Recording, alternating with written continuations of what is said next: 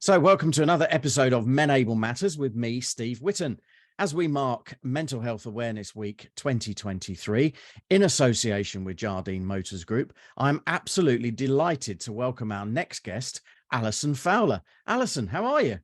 I'm very well, thank you, Stephen, and thank you for having me join you this afternoon. Oh, it's an absolute pleasure. So thank you so much for coming forward and, sharing your story or whatever we're going to talk about as we go through this what is really quite important week about raising awareness across our industry and specifically, obviously, in the Jardine Motors Group business. So in good old-fashioned Menable Matters fashion, could you just let us know a little bit about who you are, where you're from, and what you do?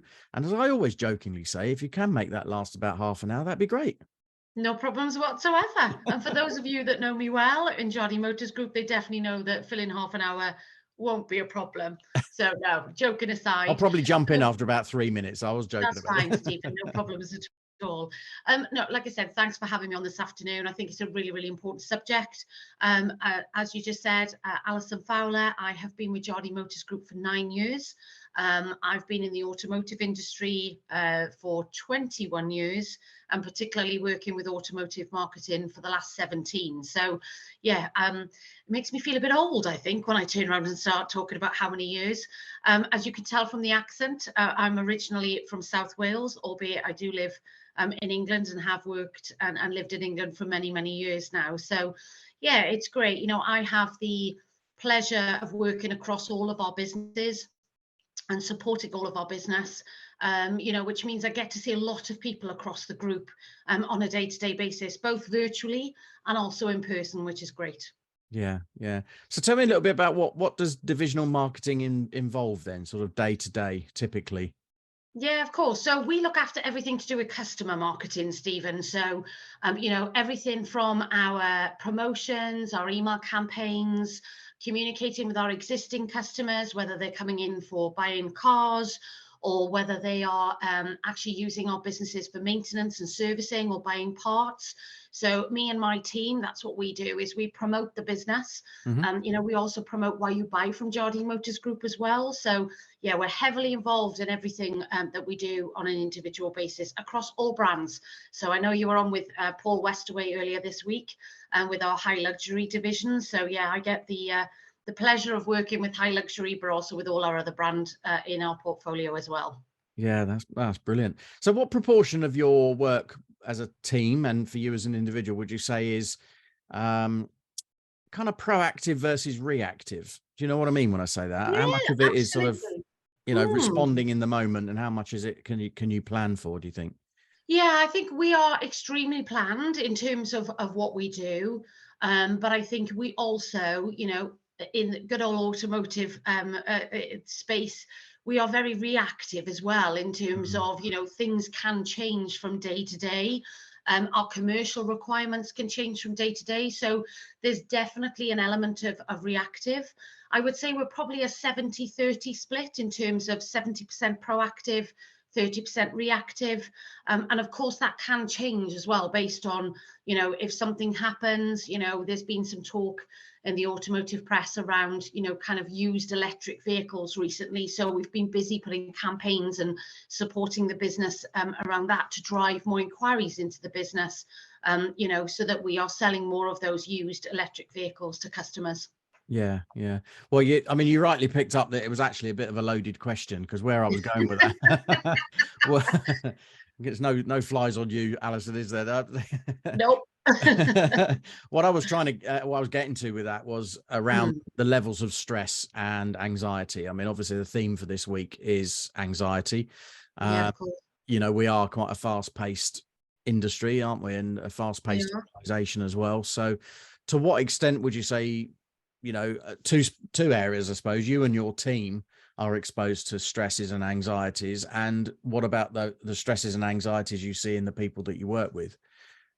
Yeah, and I think that's a really interesting kind of question as well, Stephen, because we're so integrated in the business operation on a day-to-day basis. Mm, We get to experience and work with people who are under pressure and could be in that stressful environment. And actually, how my team and I kind of counterbalance that is about staying calm, being reassuring about the fact that, yes, it might be kind of a stressful situation that we're in. However, we can provide the solution to help with that stressful situation. So, both, so to answer your question around myself and my team, we are highly skilled. I have a lot of people in my team that have worked in the industry and worked for Jardine Motors Group for a long time, Mm. longer than my tenure, and know the business really, really well. So they are used to the diverse workload that we do have in marketing and in divisional marketing. So they're quite used to managing the stresses. We talk a lot as a team as well in terms of how we come together, including myself. There's 16 of us, and we talk regularly. There's always support there for each other. So if there is a big campaign or a big commercial objective that comes out from one brand, then actually what we do is we pull together as a team, including myself. Even though I lead the team, I'm also very much happy to roll my sleeves up and get involved to make sure that we can provide that service to the business, so we can take that pressure away and be that kind of team that comes together, talks about what we need to achieve, puts it together, pulls on our experience, and then we make sure we deliver that as a business. So I think, to answer your question around us and a team, that's how we kind of work, and we work very collaboratively. And also, the buck doesn't kind of stop with us either. We have a group marketing function that supports us, that we're part of, Mm. and that means we can pull on different people's experience to support us as well. Yeah. And then, when you look at the pressures of the people that we come across within the business, like you said, because we're so integrated into the business, we do see people under pressure, and kind of feeling sometimes those stresses that can be both around the industry and around the business at that time. Mm. But really, it's more, like I said, is we remain calm. We're a support function. We're there to provide a solution. And I think sometimes those behaviors in themselves can help kind of diffuse and help to calm people if they are feeling kind of slightly stressed or slightly anxious about something. Yeah, yeah, no, I get that, I get that. And like I've said to other people, obviously I'm not digging, and if there's not much to report, then that's fine. No. But what about you personally? I mean, what's been some of the challenges and, dare I say, anxious moments that you've had sort of along the way, and particularly, obviously, of your fairly decent career in the industry? Yeah, I think, I speak very openly really Mm. around that. I think I always remember we did a good several years ago, and when I say, I'm talking kind of 4 or 5 years ago now, where, as a senior leadership team in Jardines, we started looking at mindfulness and the important of being mindful and being present, and obviously how that kind of impacts us as leaders as well, in terms of how we work together, and how we manage and lead our own teams. And I think, for me personally, I actually didn't realize that I probably found mindfulness about 10 years ago through yoga, where, I had a great yoga class I used to go to once a week. And at the end of that yoga class, we would focus on kind of breathing and really thinking about how we connect with our own bodies. Mm. And it kind of made me chuckle a little bit, where I was like, oh, actually, I discovered mindfulness without even realizing it. And, all my team will laugh watching this podcast when I share this with you. But I have a kind of little bit of a little strap line, as I like to use with my team when we're under pressure, where I go hashtag and breathe. In other words, take a moment to just take a deep breath and realize everything will be okay. Because if you don't know individually how to solve a problem or how to do a piece of work that you need to do, there's plenty of people around you that can help and support you in order to do that. So Yeah, yeah. I think that importance of taking a breath, and like I said, that links to mindfulness, and it links to, for me, mental well-being. That actually there are times when there's lots going on, lots of pressures around, diverse of workload, where we kind of go, let's just take that little mental step back and take a breath, in order to be able to just center ourselves and kind of go, okay, now we can move forward, because we've just taken that moment to Mm. do what we need to do for ourselves at that stage. Yeah, and with that in mind, I mean, you mentioned the conversation with Paul Westaway as well, and he talked Yes. openly about sort of work-life balance, and what's what's going on, without delving into secrets or anything, but what's gone on or going on for you or your team, right now that sort of has an impact as well? Because, in terms of work, that's one thing, but obviously there's the stuff outside of work that Yeah. affects people, obviously.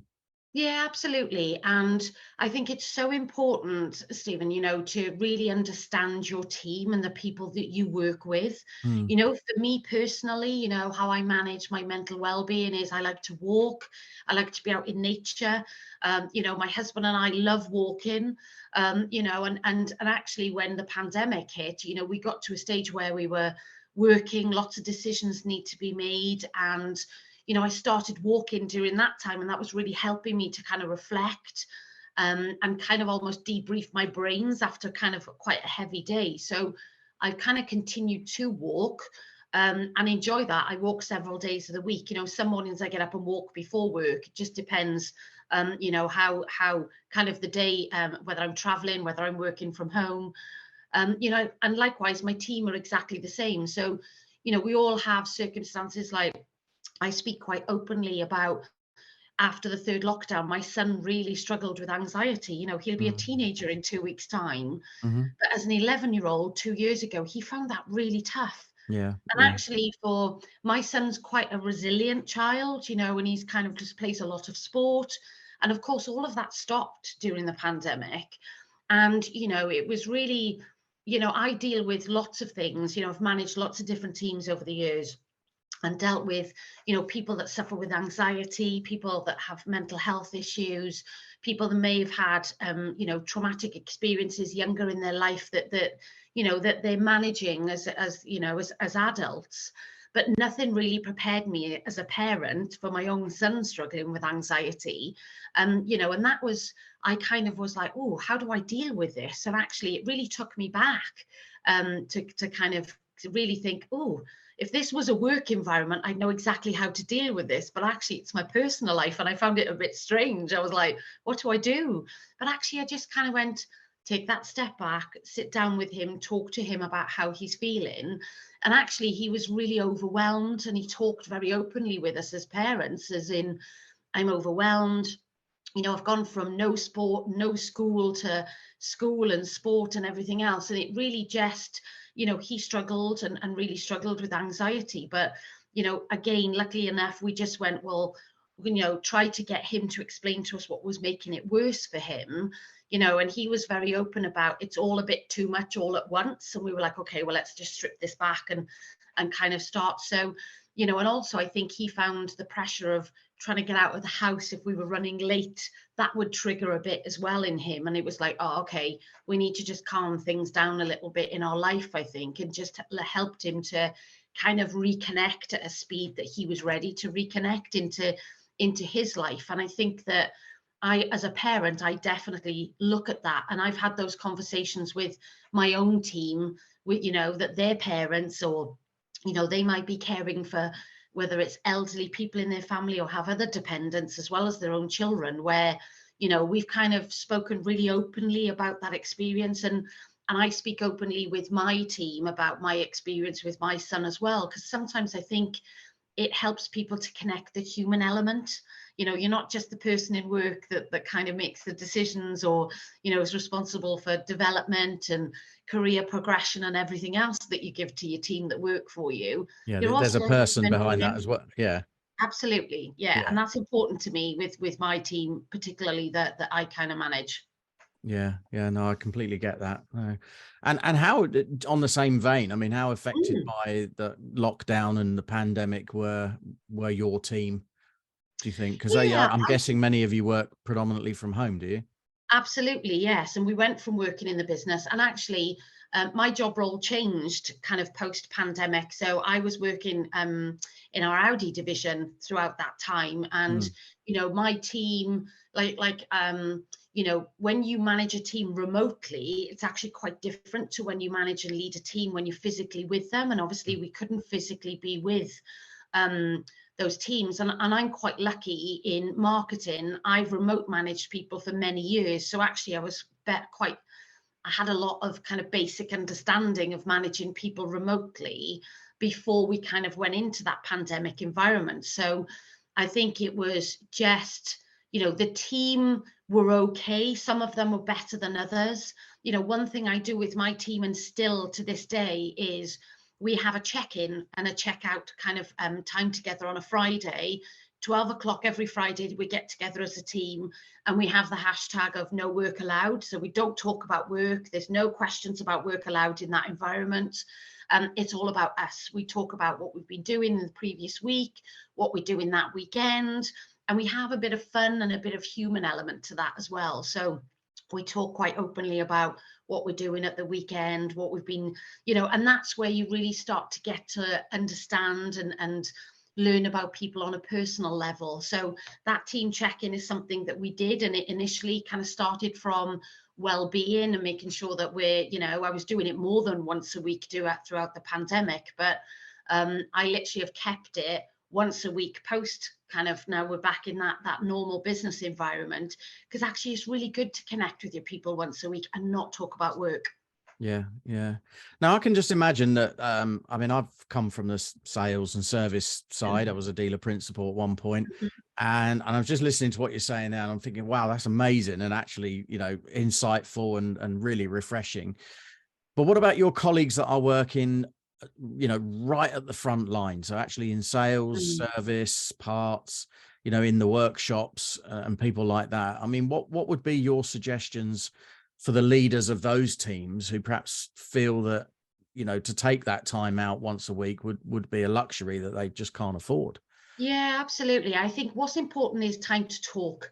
So, my advice would always be, when you're physically with people, your conversation is more free flowing. And Mm. I think it's about, making sure that you take that time just to have that open conversation. And it can be really free flowing. It can happen whenever you want to, and actually, like you say, is you could be constantly talking about business, but actually, is there an opportunity at the end of the day? Like, I always like to thank my team at the end of the week for their hard work. And, because again, we're all busy, and actually a thank you doesn't cost anything. Hmm. And it just makes people feel appreciated for the work that they've done. So even in that time is just keep it fluid, keep the conversation open, keep the communication going. And you know what? Make sure you really observe your team as well, and take that time as a manager or a leader in a business Yeah. to just Yeah. watch what's going on. Because, I think Paul, my colleague Paul alluded to earlier, I was also one of the senior team that went through the mental health first aider training last year with Jardines. Hmm. And actually, it was a real eye-opening experience for me when I realized there's an awful lot of people, both in my personal life and professionally, who we come across in work, where you really understand that that a lot of people struggle with mental well-being and mental health, and you become so much more aware of it, I think. And I think Mm. those observations, that you can tell if someone isn't right, they're behaving different to what they normally do. So that kind of free flow of talk, and just keeping everything open, and keeping lines of communication open, I think actually is the biggest tip that I would give to our teams in the dealerships. Yeah, that's brilliant. Thank you. I mean, one of the themes on that front that's come out from talking to yourself and your colleagues that are doing these podcasts this week as well, is that that's a really, really important thing to do, is to look out for those changes in behaviors. But I'm just Definitely. wondering, how do you do that in people like you and I that are fairly out there, and we're fairly open and confident, and Mm, you'd know that we were in the room, right? yeah. That's fairly easy to spot that our behavior might have changed, or we're a bit down or whatever. But what if people are naturally a bit more quiet and a bit more introvert, and that's, dare I say, they're kind of like that more often? Mm. How do you spot a change in them, do you think? Yeah, and that's a really good question, because, not, like you said, not everyone is extrovert and kind Mm, of confident and happy to talk. And I think, as a manager, it's about understanding your team as individuals as well. yeah, So yeah. even if you do have someone who is quieter, you will still notice a change in behavior. But it's like you say, it's that observation piece. So, it's all very well to kind of, especially when you're in a busy environment on a day-to-day basis, customers in and out and everything else. But it is just about taking that time to really get to know that colleague. And, you can do that during their induction period. We have, whether that's monthly one-to-ones with people where you've got the opportunity to ask someone, are they okay? And actually, one of the things we do really well at Jardine Motors Group is, we speak openly about the fact that it's all right to ask someone if they're okay, but Hmm. don't just ask them once, ask them a second time. Yeah, And it's only really absolutely. then that someone will go, actually, do you know what? This person's genuinely interested in me. Hmm. And also listening, and not opening your ears, really listening and being present to that conversation. Yeah. And I think when you do have quieter and more introverted people within your team, then, and as we all, diverse teams are really, really important in order to make sure that, you've got the right people doing the right jobs to support the business. But, even those introverted people in the team, it's still good to get to know them as a person. And once you do know them as an individual, you will notice if there is a change in behavior. And sometimes it's not a physical change. It could be that that they were going to an exercise class once a week, or they were going out and socializing with friends. And then all of a sudden, they're not talking about it anymore. Why Mm. is that? Yeah. And in Yeah. that one-to-one environment, oh, I've noticed you haven't mentioned about you doing this exercise or seeing those people. Do you mind me asking why? Mm, mm. And that's then where you give them that opportunity to just open up and talk to you a little bit about it. Yeah, well, that's brilliant. You know what? For the past few months when I've been doing management development work and what have you, one of the things I've always said is if you are a manager and you have people responsibility, your job is the people. Absolutely. Your job is not the Yeah, process, it's not the detail. That's the other stuff. Your job at the core of everything is the people. Uh, definitely. and Yeah. I think that might take a leap of faith for some, probably less so in Jardines, but certainly for some across our industry, maybe. Yeah, and like you say, in Jardines, we're lucky we have our colleague support mentor program as well. So even if you don't feel comfortable, if there's something going on, or even if something just worrying you, like Mm, you may have some apprehension about something, obviously cost of living and anything that you could be concerned about, yeah, we have a really good support network of people, and obviously our colleagues know how to access that support as well. And I think that in itself is quite important, where we're very proactive in the way that we are with our colleagues, of them knowing that it's okay to say that if you're not okay, and also to reach out to, if you don't feel comfortable reaching out to your line manager, or even someone more senior within the business, we have those colleague support mentors out there as well for people to turn around and access. yeah. No, that's brilliant. Right, so we've talked about work-life balance, and you've mentioned going for walks, Indeed. and you talked about your son as well. So, what keeps Alison busy outside of work? What So, keeps when you Alison switch busy? off the PC in the Yeah. afternoon or whatever, and the phone goes down, what takes up your time after that? Yep. So apart from my walking, my son are married as well. So my husband would be together 21 years. Wow, that definitely makes me feel old as well. Was you 10 Um, when you got married? charmer, Stephen, charmer. No, joking. I asked Um, Paul the same question, so I'm, did you? No, that's diversity fine. and It's not a inclusion. problem. Just Absolutely, absolutely. What keeps me busy? I have a really strong friend network. Mm, Obviously coming from South Wales originally, my family's there. And actually for me, it's people. I think I do mhm. enjoy going out and seeing people. I enjoy being out in the outdoors. And actually, I quite enjoy property renovating as well. I've renovated my own house top to bottom. It's not the first time I've done it, so just doing something on the outside of my house at the moment. So I've got to plan and different things. I also quite enjoy traveling as well. So I do like a good holiday. So yeah, I'm kind of quite sociable, like to be around people, like to be out and about, like to keep myself busy. But then also there's days where I just like quiet. And I just like to be in my own space. And I think that's quite important as well, that when I recognize myself, I need that quiet time, then I will take time to be quiet. Yeah, But I do have a busy lifestyle. I have a busy work life and I have a busy home life. And I think that for me is something that suits me as an individual. yeah. No, that's brilliant. And what I hear in all of that is actually take time to know you as well, and time for you. And Yes. it's not a selfish thing to do. It's actually more selfish to not do that, because it Yeah. creates the best version of you for the people around you. And I get that. Yeah, and I've not always been like that either, Stephen. Mm, I've always given to everyone else. And actually, one of the things that, you talking there about doing some management development, I've been doing something similar around leadership development with Jardines over the last 12 months. And that's definitely made me realize that I've got to take a little bit more time for me.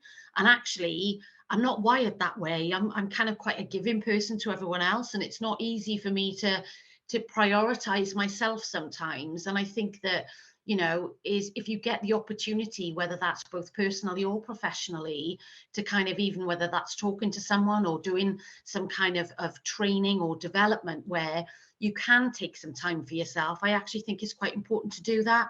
yeah. Yeah, I'm glad I raised that, actually, because I can Mm, see that obviously you're a busy leader in the business, but also you're a wife and a mum, yeah, and a friend, and and I can yeah. understand that that would be very difficult or actually very easy to prioritize everything and everyone else over yourself. Yeah, definitely. And Yeah. then sometimes you can get lost in yourself as well and kind of all of a sudden go, actually, who am I? Yeah. And I think that, like you say, it's not very often we take time. And that Mm, obviously links back into our kind of mental well-being as well. mm, We yeah. never take time to really look in the mirror and go, who am I? Yeah. And I think that that sometimes helps when at times when you needed to help. Yeah. No, absolutely. So, Alison, what would be your top tips? I know I was put you on the spot here, right? Probably should have lined this up beforehand, but what would Right? be your top tips for, this week as we enter, or we continue through Mental Health Awareness Week? It's all about anxiety, well, that's the theme this year. What would be your tips for anyone working in our industry or wanting to come into our industry or fairly new into it, Mhm. around dealing with the anxieties and the pressures and making sure their mental health is in a good place? Yeah, I think my top tips are you're never on your own. Mm, So, make sure you talk to people around you. Make sure you understand that at some point, if you're feeling like that, someone else around you would have felt like that. So, get them to share their experience with you. So, it's always good to talk. And I think it's always good as well that, we do work in an industry where we are not saving lives on a daily basis. We're actually turning around. We are selling a service, we're selling amazing products to people. But actually, when times do get difficult, then it's actually just having that little bit of that kind of reality check, I think, where you yeah, just go, we're not saving lives, and actually we're okay to kind of say that we're not okay. And it's all right, like I said, is to kind of talk to those people around you to kind of go, do you know what, I'm a bit unsure. Yeah, and that would be my top tip. And also to reach out to people around the business as well, Stephen, is mm, like I said, we've got that colleague support mentor, but actually there's lots of people, there's lots of support people like myself that are around the business that might be a slightly different face. Jardines do a great job where we do lots of different events where people get to see, even doing today's podcast, people might kind of go, actually, I'd really like to speak to Alison. I'd be like, give me a call. It's not a problem. I'd be happy to talk to you, or anyone within my team if they want to turn around and talk to me about anything that they might have going on. But yeah, just to be brave and just have the courage to kind of pick up the phone or send an email to someone and reach out to someone and say, I just would like to talk about a situation that's going on. And someone will always listen. yeah. That's amazing, Alison. Thank you.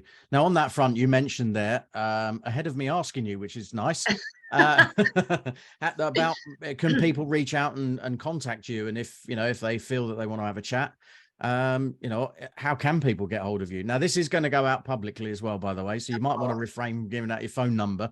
But what's the Not best way of people getting hold of you? Best bit, I mean, obviously internally at Jardines, everyone kind of knows how to get hold of us in terms of our email or our Teams chat. But, externally to the business, you can find my profile on LinkedIn. My privacy settings are not kind of shut down. So please feel free to kind of reach out on LinkedIn to me. I'd be more than happy to talk to people. Yeah, Alison, you're a star. Thank you so I'm much. not too sure my husband would call me that, Stephen, but that's fine. Get him on. Bring him in. Bring him in. Come on. Where is he? Up a ladder at the moment doing some I kind have of no some idea where he refurb. is at the minute. He's somewhere around. All right, brilliant. Have you enjoyed being a guest on Menable Matters? I really have, Stephen. And like I said at the beginning, thank you very much for asking me to come on. I think this is a really important subject. And I think, the more that we can kind of talk about it openly and make people feel like it's okay to talk openly about it, then we absolutely should do. Yeah, I love that. And I love the fact that, your top tip, you're never on your own. I think that is so Never. important to remember that regardless of where you are and what you're doing, there are people around that you can speak to. So, yeah, Definitely. fantastic. Alison Fowler, thank you so much for being on Menable Matters, and we will catch up with you again soon. That's wonderful. Thank you, Stephen. Take care. And you. Bye-bye. Bye.